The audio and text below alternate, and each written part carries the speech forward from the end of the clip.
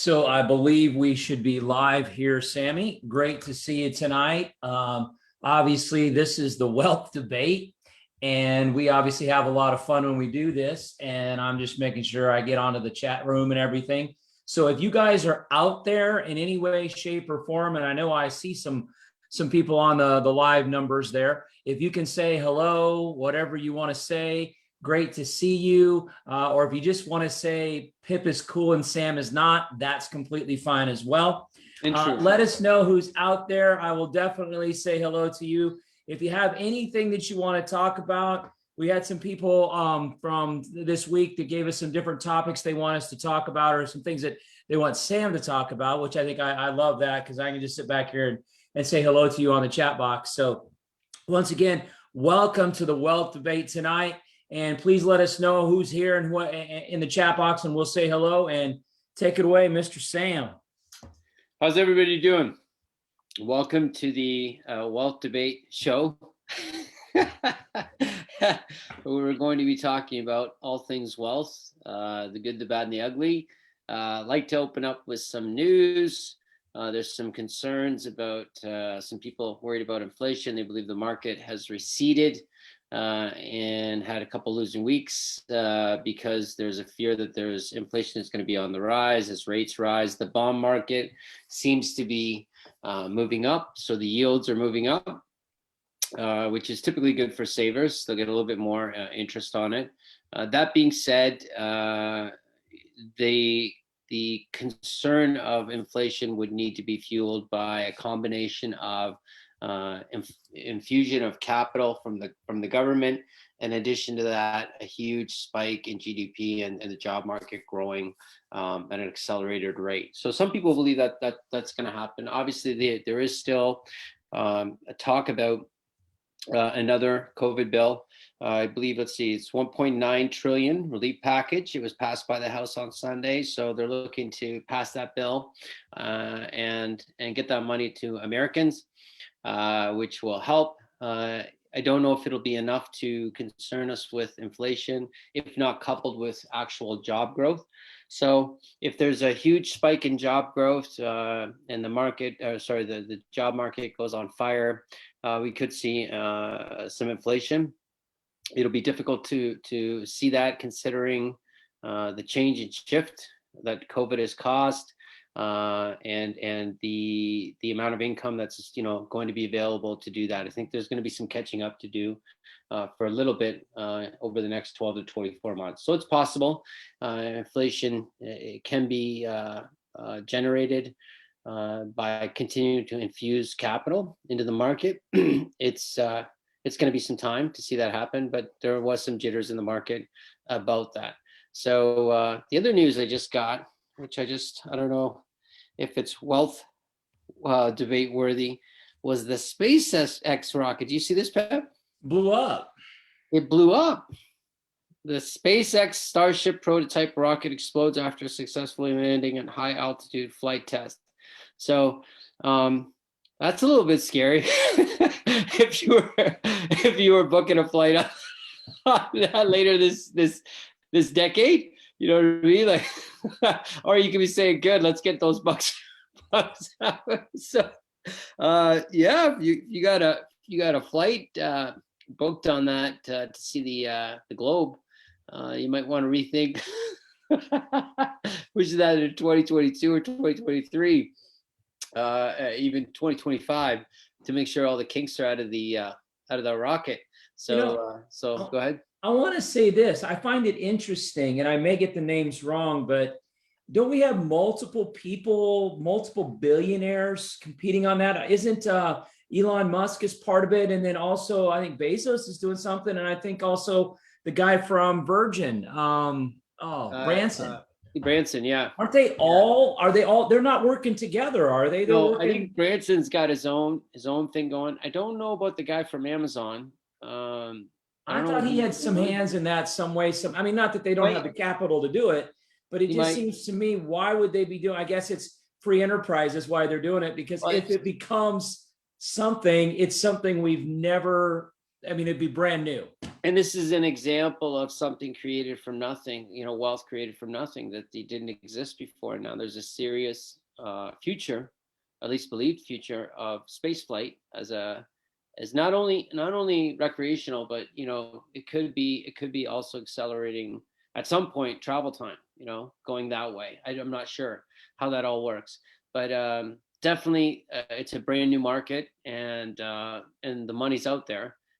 So it'll be interesting to see where that goes, where I assume, or I believe that based on, his history, it's not crazy to think that Isaiah's children will be able to easily, the average person will easily be able to afford doing this little trip. It's going to take a generation. Well, even in my lifetime, and I know I'm way older than you, even airline flight used to be for the wealthy people, and That's people right. would dress up to get on a plane. Now you can't hardly get people to dress to get on a plane. They look like they're going to Wear bed or shoes. something. Can't get them to wear shoes, Bev. Oh, yeah, it's sad. But, so I just find that interesting. Unless it go with 40, 50 years, that has really changed exponentially. And I see that with all that stuff as well out there. But it's interesting that you make the comment. Have you been to Hong Kong, Sam? No, no, not Hong Kong. No. Okay, so I'm in a plane one time, and I know why I'm nostalgic tonight, but I guess we're talking about non-money things, so I kind of like this SpaceX stuff. Oh, anyway, and so I get in a plane in Chicago. I fly from here to Chicago, and I'm going from Chicago to Hong Kong. Well, what do you think? We've got to fly west over California, over the Pacific to get to Hong Kong. That to me just makes sense. We get in the plane, and I'm watching the maps as we're going up on the screen on the computer there on the plane monitor. And in Chicago, we start going east towards Montreal and over Montreal.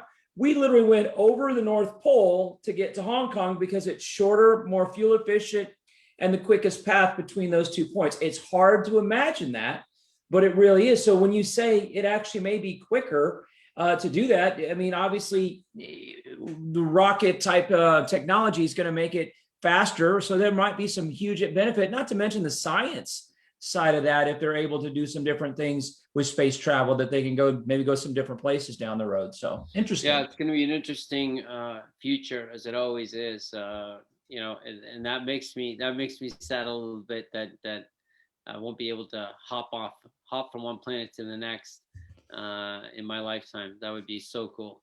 But of course, that will be passe. When that actually happens, it'll be about, traveling into other dimensions.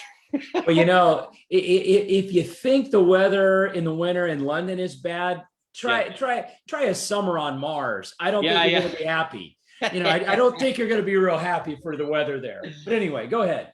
Yeah. So we're that's the news, really. I mean, the same stuff's going on. We're still seeing flux of capital going in and out of the real estate and stock market. Obviously, the last couple of weeks, it's been going out of the market. But some questions that were asked from some of our students and viewers, we wanted to talk about. One of them was, I made a comment last week about when your money's in the market, you want it out. When it's out, you want it in. And that really is behind capital gains. So when you're pursuing capital gains, which the stock market, in my view at least, is really what it's valuable for. It's not for yield. There's no yield, really. The dividends don't cut it, not for the risk. So you have to believe that the stock's going to grow. That's where the real opportunity is in the market, that I believe.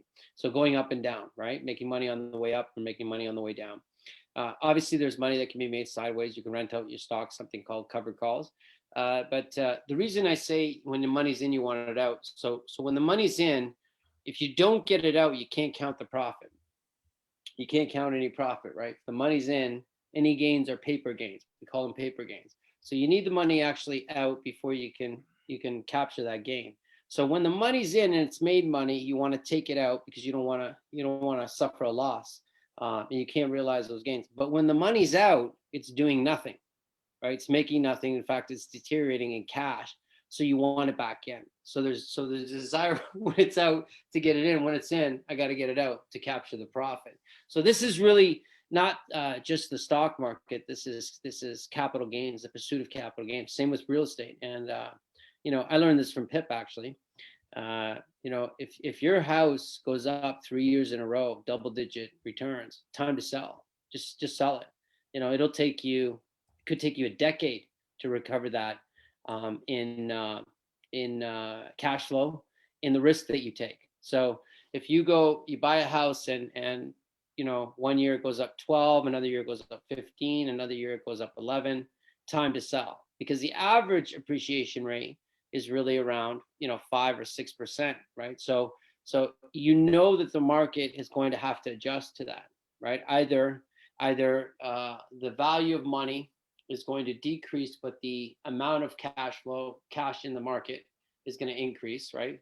So what's going to happen is the real gains that you got are going to be lost due to inflation, right? So even though there's not real growth, there's a bunch of money in the market that's infused into the market. Basically, money supply increases. So you'll lose those gains due to inflation, or you could suffer a crash.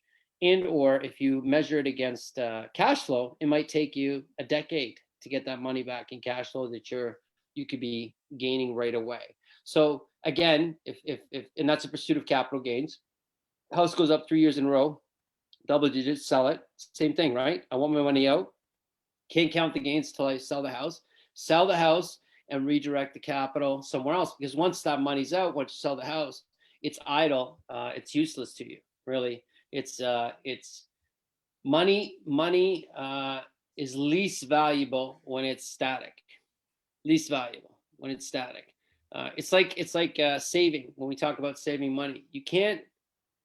Putting money in your mattress is not saving money. It's hoarding, right? Hoarding is taking something that has a use and putting it aside and storing it without using it for what it's created for, and just leaving it there, right? That's hoarding.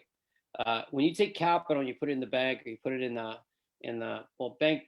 banks use it for something, but you yourself, I'm talking about, when you take the money and you put it in your mattress, or you put it in a safety deposit box, bank, whatever, and you don't use it for what it's intended, you're not saving money, you're hoarding money. Now, there is a way to save money. If you want to save money, you get ready for this. This is how you save money. You buy things, and you buy things with a greater value than cost. That's how you save money. So if you buy a house, and funny, that rings a bell, I'm sure, for many of you. Again, learn this from Pip, make money in the buy. So when you buy a house for 70,000, its value is 100,000, you made money in the buy, 30,000. So you saved 30,000. That's how you save.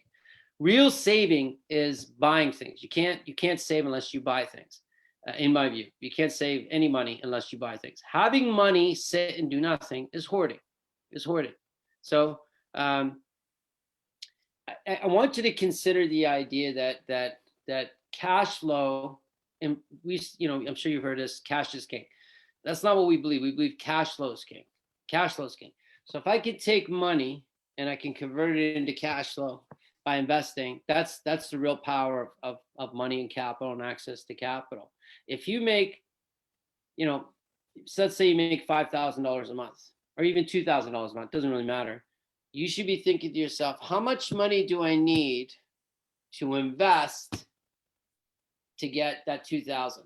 So how much do I need to get that $2,000? So I might need $500,000, and $500,000 buys me $5 million worth of debt, and that will produce $2,000 a month. That's kind of the concept. Having the $500,000 in cash produces nothing, unless you want to put it in a government bond, like a 10-year bond producing, I think it's at 1.4 or something like this. I think it peaked last week at 1.6, I think. I'm not sure.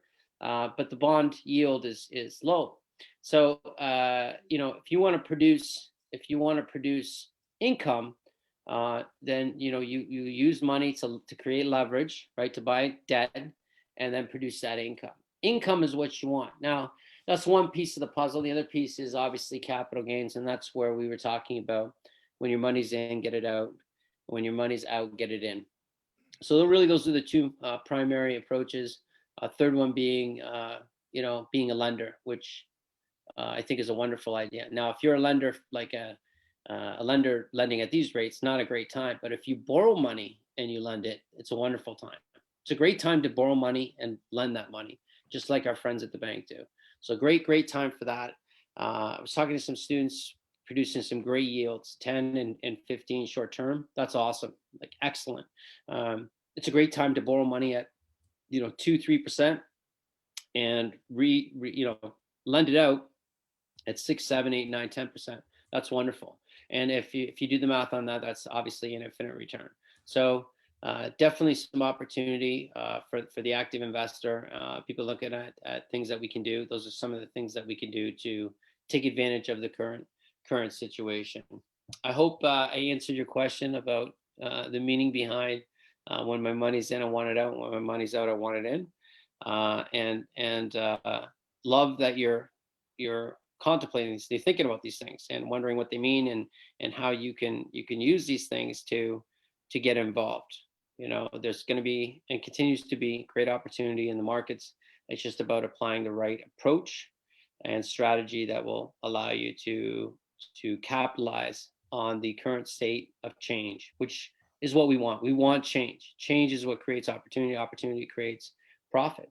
So we like that the market, severely goes up or severely goes down or is always moving. That's what we want. We want unpredictability. That keeps everybody honest.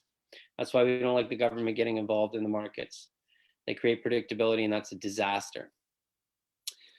Pip, anything else you want to add, my friend? Yeah, I mean, I've said this a million times. Sam's heard me say it 5 million times, and some of you guys may have heard this before. Whenever Nixon took the US dollar off the gold standard in whatever, 71 or 72, your money became a currency. And the word currency comes from the word current, meaning to move water. If it doesn't move, then it becomes stagnant, and that's when algae grows. So your money's got to be moving all the time. And whether you're using debt, whether you're using credit, whatever it is you're using, you've got to constantly be recycling it. And that's the way your money's going to grow.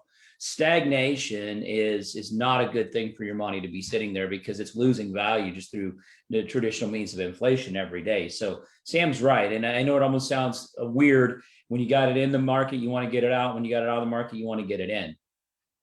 And so I think that is, definitely something you should be looking at. I got a lot of people making comments on the chat. Some people I haven't seen in years, which is cool. And so Cindy Dooley, shout out to you. Elizabeth Kelly just got on. That's cool. Oh, wow. So, hey, Elizabeth, how are you doing? And then a lot of people are, a lot of regulars on here, which is great. And people are talking about their property going up in value. Should they sell? Rob wanted to sell his house and rent it out, but he can't get his wife to do that. He wanted to sell it and then rent out another house into the market, but he can't get his wife to do that. But that's okay. So I said, just the same thing I said to Wendy the other night. My opinion is I would, if you don't want to move, because I mean, obviously this is the house you live in. If you got it on a rental property, I would definitely tell you there's no harm in selling that property when the market's high, pull it out and get another property with the profits or something like that. But if it's the house that you live in and you want to stay there, I get that. That's a different than an investment. That's your pride and joy, whatever it is. You like the neighborhood, you might not, whatever, or you might love, certain things. My opinion on that is, if nothing else, go get a home equity line of credit for the highest amount that you possibly can, because that's going to be your cheapest borrowing that you ever do. Whether you take that money, invest it or not, that's your call. If you feel better not investing it, that's fine. But my opinion is go invest that. And Sam has said this 5 million times, maybe 10 million times. Borrow that money at 2 or 3% and then go lend it out at a higher rate or invest it at a higher return. So lots of things you can do with that. I know we were talking to somebody the other night as well that took money out of a HELOC. They asked him what he was taking his money out for, and that was a question. And I think it's an awesome thing to talk about in a group. If somebody asks you a question like that, then by all means, just be truthful with them. In my opinion, I'm investing it. That's why I'm taking it out. It's my money. And the bank should have no issue with that because it's backed by an asset.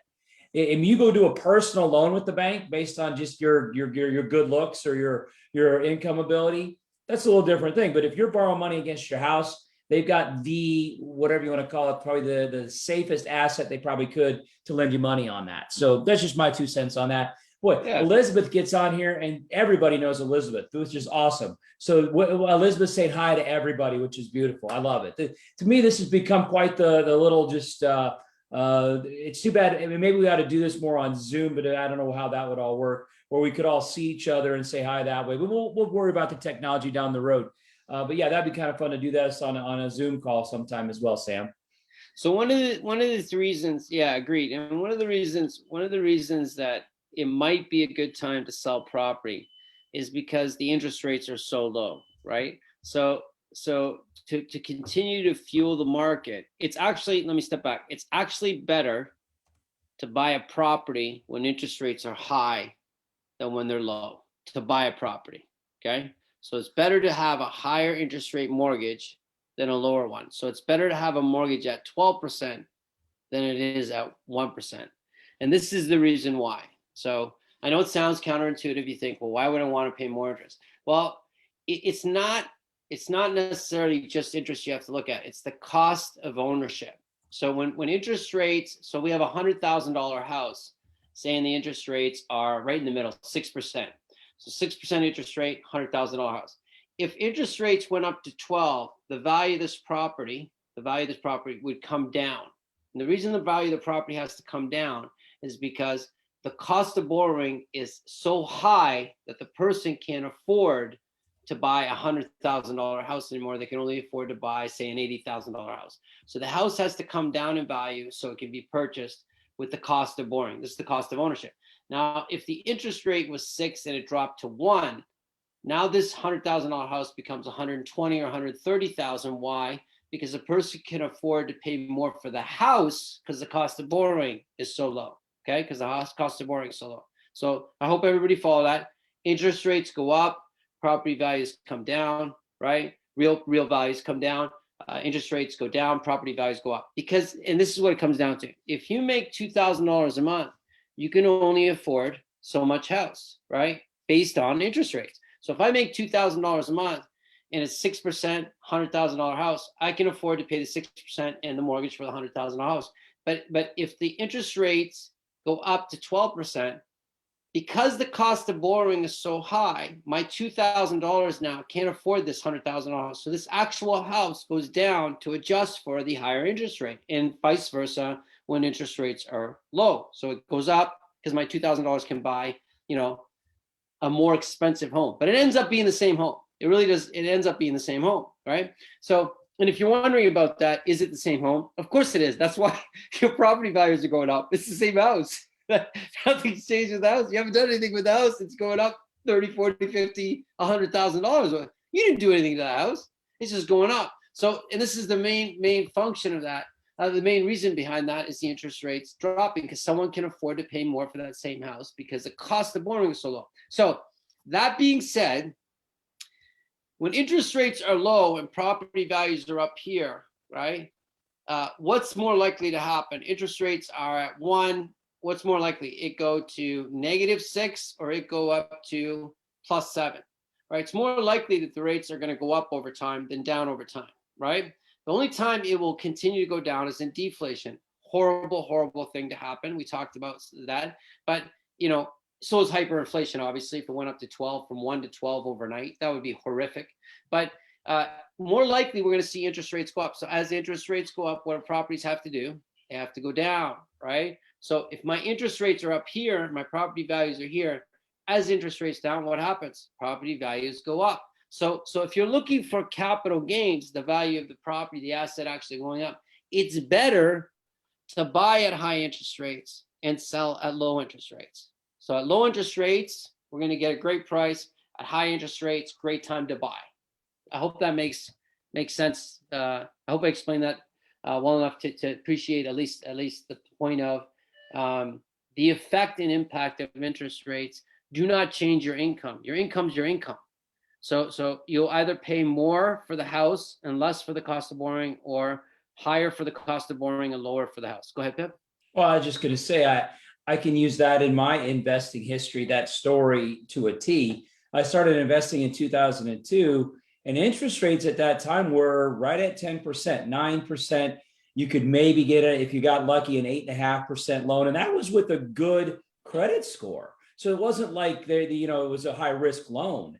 And so what happened over the next number of years, up until 2008, we saw an influx of a lot less regulations, a lot more weird loans going on, and there was funny money in the market, all that kind of stuff.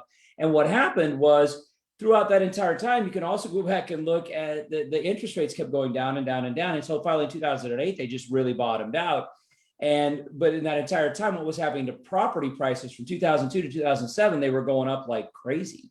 And so, yeah, I mean, I've seen that in my lifetime. I'm sure if we go back and look at 92 and 82, I know some of you guys are going, is there something with the twos in there? Well, I don't know. I don't have a crystal ball. Somebody, so what does your crystal ball say for the market to peak? I don't know what it is. Elizabeth just asked that. Here's my thinking. If you look at 1982, that was a huge recession. 1992, another big recession. 2001 is when the dot-com bubble kind of, so into 2002. 2012 was actually a pretty good year for everything, but I don't know what 2022 is going to hold. We're definitely at some peaks of the market, both in real estate and stocks right now. And there's some indications that we're going to see some corrections. I mean, I don't want to predict, but if I was a betting man and I had a property that had a lot of equity in, I'd be selling. That's all I'm saying. That's who I am. So and you'll probably sell it too early, but who cares? Who cares? You can't catch tops and bottoms. Nobody knows where the top and bottom is. You only know it's the top because it stopped going up, and you can't know that till it starts going down. You don't know the bottom until it stops going down and starts going up. So nobody knows these things. But if you see your house accelerate in value over the last 24 months or 12 months even, substantially, like 20%, I mean, when are you going to grab 20% on a hard asset like real estate in a single year? It's again, it's what you're pursuing. Like Pip said, if you want to stay in your house, stay in your house. It's your house. Can you make money by selling your house right now? Yeah, you're going to make money. But that's not, obviously it's your home. It's not the only reason. We're more concerned, really, straight up, we're more concerned that you recognize, what you're doing and why you're doing it, and classify it as the right thing. So we get concerned as educators when you call a liability an asset. So you think it's an asset, but it's actually a liability. So, and this idea that house prices will never go down. And it's funny because the market works the same way. When things are going up, nobody sees a top. And when things are going down, nobody sees a bottom. And right now, real estate's going up. And I just want to clarify a couple of things that drive me crazy. I'm sure you've heard this. Buy land, God's not making any more of it. Let me tell you something. There's nothing but empty space in North America. Australia, nothing but empty space. Is there parts of Europe that are dense? Absolutely. But there's tons of empty space. There's tons of empty space. So this idea that we're running out of land, it's not real. That's not real at all. And this idea that the builders keep building houses because there's this huge demand. Can I ask you a question? When someone sells a house and moves, who lives in the old house? Population growth in modern economies is flattening out or even, going down. Who's buying these houses? Who's buying the houses that they move? So the builders got to build all these houses for who? Who are they building the houses for? Who buys the house that they left? Does nobody live there anymore? Like this idea that there's this demand, this need to build houses is hilarious to me. Like, seriously? For who? For who? People are having less children. Who's living in these houses? So I don't understand this idea that oh yeah, we got to build all these houses because the population's growing. Really? Where? Where's it growing? This stuff is nonsense. It's the same nonsense you hear about, location is the most important thing in real estate. Hogwash. Location.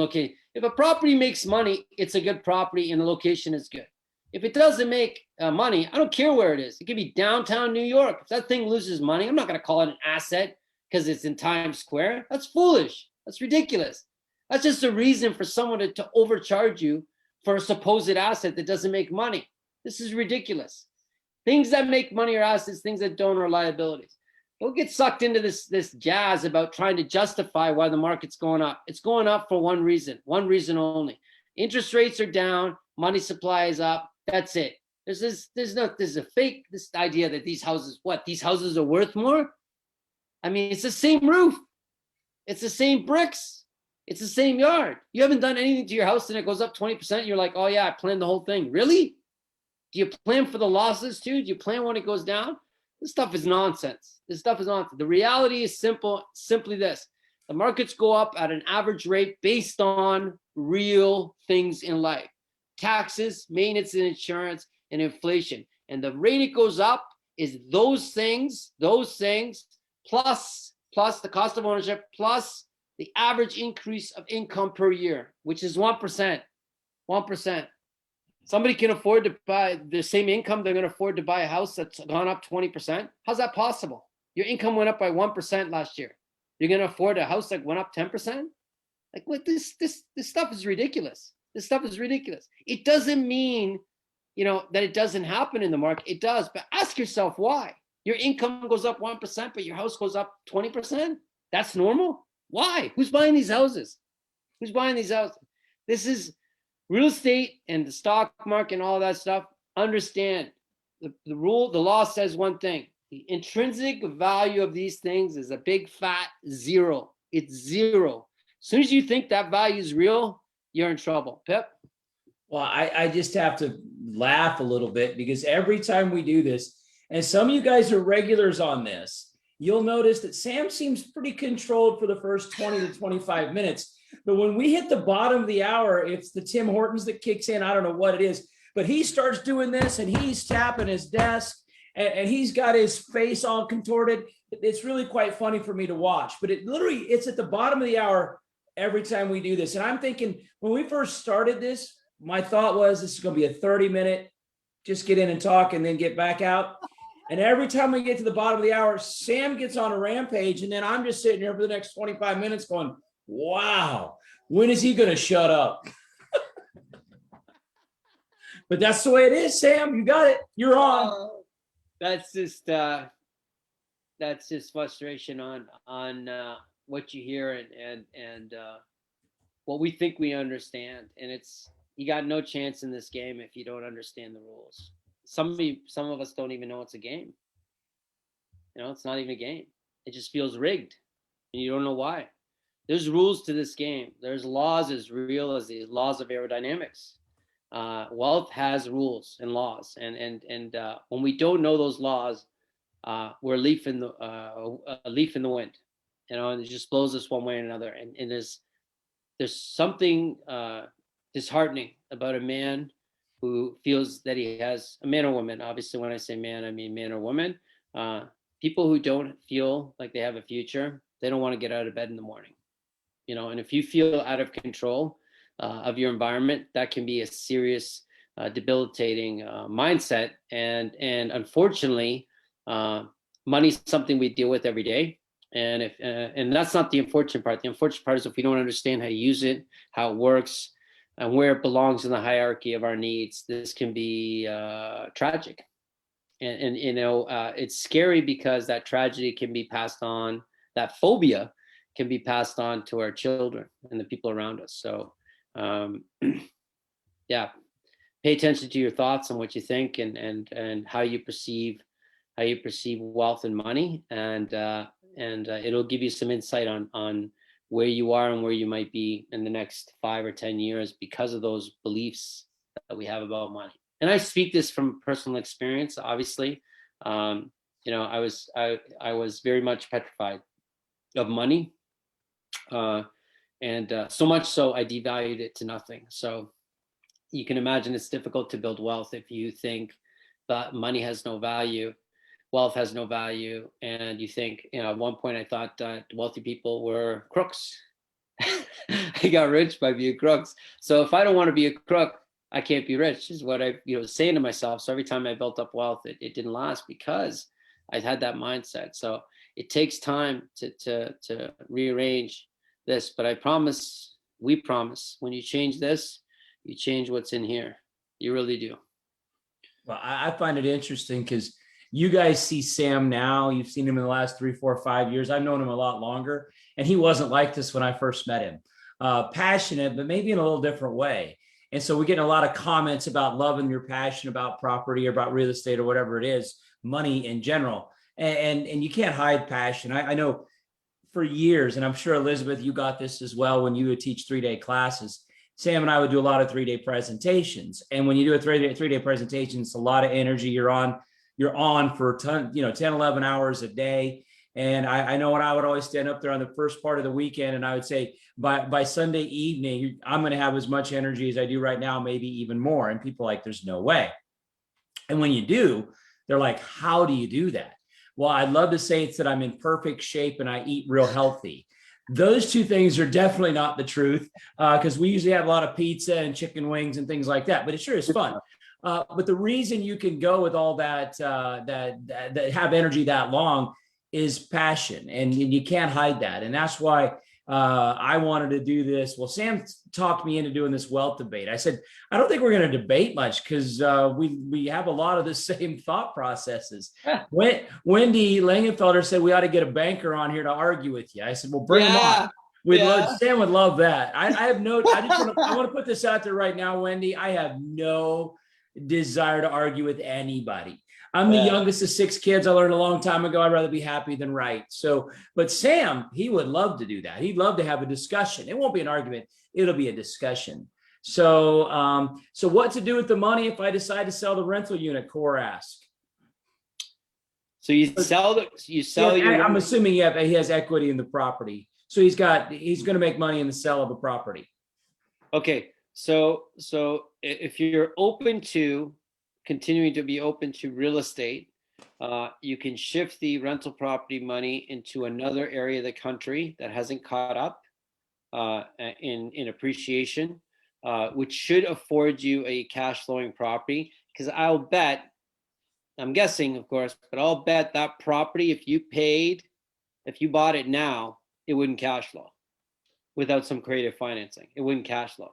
Core, I know they're a little bit behind on this chat. Core, I'm assuming the property is in Ontario. That's my assumption. And so if I can just piggyback on what Sam is saying here, if you go to maybe New Brunswick, you probably are going to see, and we saw the same thing in the United States back in the 2008 timeframe, Florida, Vegas, places like that had gone up so much. We would love to have you, Elizabeth, on a Zoom call sometime. We would love to bring in. And so we'll figure that out for next Tuesday or Wednesday, pardon me. Anyway, so Core, my thinking would be similar to what Sam is saying. Take some of that money that you make and go invest. You might be able to buy 2 properties in New Brunswick for that. And I don't think we've seen that. I don't know if we've seen the appreciation in New Brunswick. I mean, I know there's areas in the US that haven't seen the appreciation that other areas have. And you kind of see that in different places. And you can find opportunities. I remember when I was teaching in Canada on a regular basis, and especially when I first started teaching in Canada, everybody was going down to Windsor because property prices there were significantly lower than all the rest of Ontario and Alberta and Edmonton, Vancouver. And so they found Windsor to be this lower priced area in the middle of the country, not going back east. Yeah. So yeah, I mean, Sam, I want you to expand upon that because you're the Canadian on this, and I don't know the market there as well as I did at one time. Yeah, Pip's absolutely right. Windsor became an appealing market for investors because you could buy the property basically at retail and cash flow, which is a unique state that doesn't last too long. And the reason it doesn't last too long is if you bought a property conventionally, say put 20% down, and rented it out and actually produced cash flow, it's going to attract other investors, right? Because the yield is so high. And what happens is the other investors come in, push prices up, and all of a sudden they don't make cash flow anymore unless you use creative financing of some sort. So if you're talking about your property, an investment property that you have right now, and it's appreciated substantially, ask yourself, would it cash flow if I bought it today? And what you find is, and I hope, and I'm sure most of you know what capitalization rate or cap rate is. In a metropolitan area, cap rate, a normal cap rate could be 3%, which means if I paid cash for the property, I'd make a 3% yield. I'd make 3% return. That's what cap rate means. So if a property, you bought a property, say in Windsor, and the cap rate was 10, which means if I pay cash for the property, I'll yield 10% return. So imagine a property that you buy today and it's making you 10% return, cash, no mortgage or anything. Because if you add the mortgage part, which is the best part of real estate, the return would be much higher. But let's keep that out of the mix right now. So I bought a house for $100,000. It makes $10,000. So if, say, over 3-4 years, this property value goes from 100 to 300,000. Okay, goes up to 300,000. My rent or my return, the cash I'm making, $10,000. It's not going to go up to 30. Like, they're not going to rents are not going to move up as quickly as the property value. So if the property value went from 100 to 300,000, and my 10,000 only went up to, say, 15,000, well, that's changed the cap rate, right? The cap rate was 10, and now the cap rate is 5, right? Because the property value has gone up to 300. My net operating income per year is 15,000, right? So that's now it's 5%, right? And that's what happens. That's what happens. So this property that was making this great money, it's still making great money, right? So, but relative to the value of the property, not so good anymore. So when your cap rate goes from 10 to, say, 3, it's time to sell. Like, it's time to sell. You know what I mean? Like, it's time to sell. I mean, take the money and go look for another 10 cap rate, or 8 cap rate or 7 cap rate, whatever your number is. So, what are we expecting this to do, right? What's more likely to happen is these are going to come back together. So think of them. They expand, they diverge, and then they come back. They diverge and they come back. So keep that in mind. Even though property values increase over time, much of this is due to the cost of ownership and inflation. So it's not real net return to you. Net return, you're looking at 1%, and that's because your incomes are going up roughly 1%. That's why it goes up, that because you can only afford to pay the extra money you make. When they play games with interest rates and all that jazz, expanding the amortization, reducing the amount of money that you need to put down to buy a house, this is all fiction. This is inflating prices, not because the value of the property has actually gone up. The real value, based on something's happened to the house, it produces more income, or it has a expansion on the house. This is only because the money supply has increased. Those house values going up, it's the same house. Keep that in mind. It's the same house. It's not actually worth more. It's just people are willing to pay more. It's the same house. It's the same house. Nothing's gonna make that thing, a house going up 30% or even 20% a year. That's not normal. That's not normal. Where do you know in the world where you can get something and do absolutely zero and have it increase 20%? Why do we think that's normal or okay? That makes complete sense. House goes up 20. Why? What's it doing? What did it do? Did it magically, employ people, or did it duplicate itself? Mitosis of the house. There's a guest house now in the backyard. It's the same house. It's the same house. If anything, that house is costing more to own, because as the price goes up, and this is where you get the assessment of your property every year, your tax assessment, property value goes up, guess what? Your taxes are going up too. And if you're in a market where the tax rate relative to the house value is at 0.5%, so it's say $100,000 house, and you're paying, so 0.5% would be $500. So you have a $300,000 house. Let's do bigger numbers so it makes more sense. If you do a $500,000 house and you're paying, typically we would say 1%, so you'd be paying $5,000 a year. If your ratio of that house, if you say, oh, the taxes are low on this house, that's not a good thing necessarily. Oh, the taxes are only, it's $1 million house, the taxes are only $5,000 a year. That just tells you that the house is way inflated. The market is super hot. And when you come to some markets and you come in the tax rate to the house value, the tax rate's 1.5%. You're like, whoa, the taxes are ridiculous. That's a depressed market. That means the house values are down. I mean, it's all relative. Don't get caught up on this stuff. It's not real. It's not real. It's as real as the money in your pocket, which we know is fiat currency. There's zero backing it. It's a dead note. This stuff it's a fiction. When you start believing in this fairy tale, that's when things go bad. It's not real. It's not real. So keep things in perspective. When I say it's not real, the values aren't real. That's all I'm saying. It's to break the paradigm in your mind that you've been trained, like I've been trained, to own things and to pay them off and to possess them. This is what we talked about. This people in the middle class and working class are more materialistic than the rich will ever be. They're more materialistic than the rich will ever be. In fact, the rich have the most debt. They own the least with the greatest control. You know, they don't get caught up in material things, actually. Whereas the middle class and working class, they think, oh, I got to own everything. I can't have any debt. You know, they're the ones who are materialistic, in my view. They want to own everything. I was in that trap too, myself. And that's what I see it as, a trap. So you should not feel guilty for wanting stuff, but know that your stuff that you're getting, if it's not investment, it's a liability, and you shouldn't feel bad about that. You know, you shouldn't say to yourself, I have too many liabilities. Yeah, I shouldn't buy that because it's a liability. You know, if you could afford to live the lifestyle you want, don't feel guilty for buying things that don't make money. Those are liabilities. Liabilities are the fruit of life. What are you talking about? I mean, you know, aside, I'm talking about in the wealth world, the material world. Of course, if you want a cottage, get a cottage. Of course, if you want a Sea-Doo or a snowmobile or a Harley Davidson, of course you should want these things. There's nothing wrong with that. You want to buy a $5,000 watch, knock yourself out. But don't ever call that thing an asset. Don't ever call that snowmobile an asset. Like, that's, as long as you're producing enough income to finance your lifestyle, knock yourself out. Don't feel guilty for buying stuff. I knew there's people who have money in the bank, not a little money, a lot of money, but they'll walk into a restaurant and they'll order hot water.